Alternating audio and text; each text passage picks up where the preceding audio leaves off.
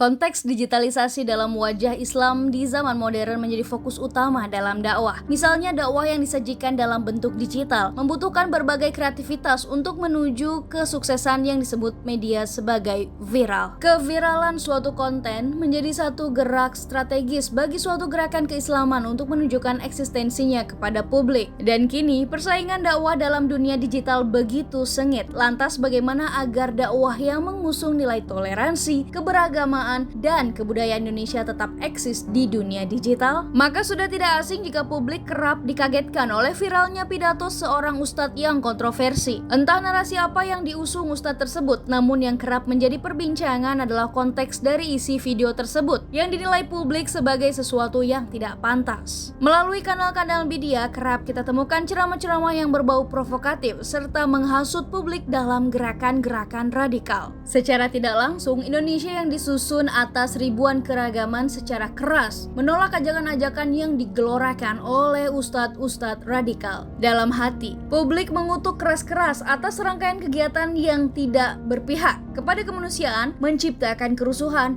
memecah persatuan, dan menghilangkan sendi-sendi toleran. Tidak hanya mengutuk, timbul juga rasa ingin menghilangkan serangkaian kegiatan separatis yang kerap dilakukan oleh kelompok radikal. Akan tetapi, digitalisasi mengubah struktur gerakan radikal tersebut menjadi semu. Publik dikaburkan oleh serangkaian konsep spiritualistik yang dirancang. Misalnya, memakai ceramah-ceramah dengan adanya saksi yang membenarkan ceramah tersebut. Kemudian melakukan serangkaian pembuktian-pembuktian melalui sejumlah kitab yang membenarkan ceramah provokatif yang dilakukan. Cara semacam itu kerap mereka lakukan untuk mengkaburkan pandangan-pandangan radikal dari kacamata publik. Karena kebaruan aksi yang dilakukan, publik dibuat kaget terhadapnya. Publik seolah tersihir oleh mereka yang dianggap sebagai juru selamat atas jaminan hidup enak di akhirat. Zaman modern yang sering diartikan sebagai zaman instan ikut menopang nalar manusia menjadi super instan. Tawaran-tawaran yang menjamin adanya surga secara instan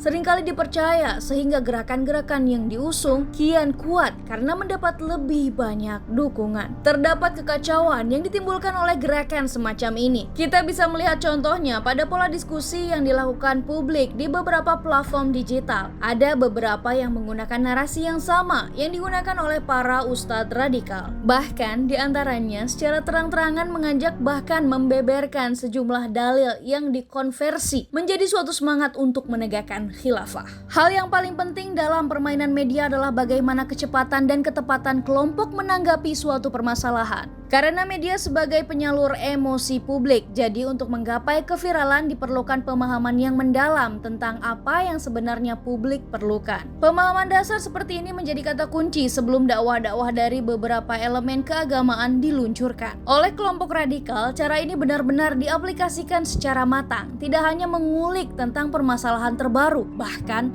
mereka mengulik informasi-informasi yang sedang menjadi perbincangan oleh generasi pemegang media atau generasi milenial dan generasi Z. Sebut saja masalah percintaan, mereka mengulik secara dalam hingga konteks viral hadir dan publik mulai menyukai konten-konten yang dibuat. Kemudian respon dengan kesan marah yang dibuat oleh mereka seringkali dapat mewakili sejumlah pihak untuk menyuarakan suara. Kegambangan media yang selama ini dianggap publik kurang keras diambil sebagai suatu kesempatan untuk membiasakan kepada publik untuk mengulik permasalahan dengan cara-cara yang provokatif. Akibatnya bisa ditebak, banjir ribuan komentar bahkan yang lebih provokatif dari isi konten. Hujatan ataupun kata tidak pantas lainnya hadir dalam akun media mereka. Dan hal itu menjadi sebuah motivasi untuk menggalang konten yang lebih provokatif dan kreatif lagi. Karena dengan hal itu, secara tidak sadar publik telah sedikit demi sedikit mengikuti nalar yang dimainkan oleh kelompok radikal. Melihat kesuksesan kelompok radikal dalam memanfaatkan platform digital tentu menjadi pukulan telak bagi gerakan keagamaan yang mengusung toleransi,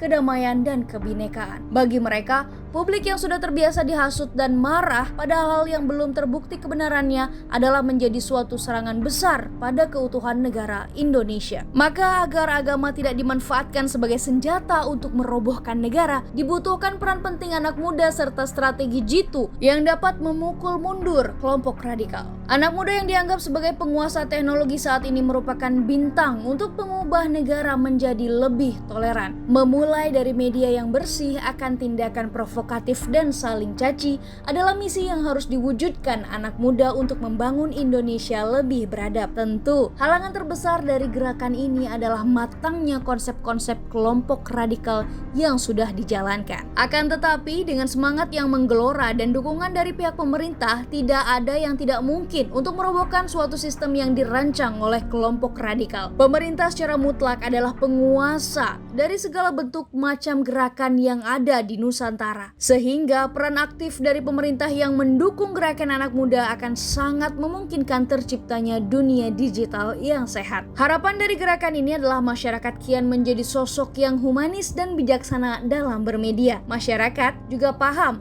akan pokok-pokok permasalahan dan dapat mengkonversinya menjadi gerakan persatuan. Juga tidak mudah terhasut oleh narasi-narasi provokatif yang sengaja dirancang untuk memecah belah bangsa. Oleh karena itu, gabungan dari semua elemen, baik masyarakat, anak muda, dan pemerintah adalah hal yang penting untuk menciptakan iklim media yang harmonis.